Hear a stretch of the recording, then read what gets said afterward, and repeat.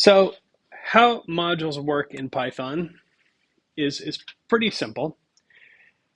A Python accessible code stored in a file outside the main script. That's a pretty broad definition.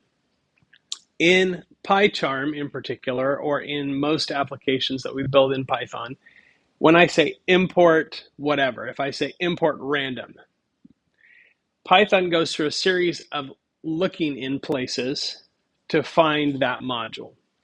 The first place it always looks is in the same directory where that script exists.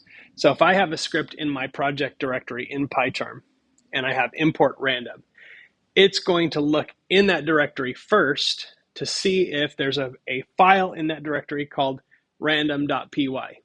If there is, it will import that file. If there's not, then it starts looking other places like the installed modules directory in Python and other places on your computer, depending on how you have it configured. But that Python accessible code can literally be anywhere as long as Python can find it.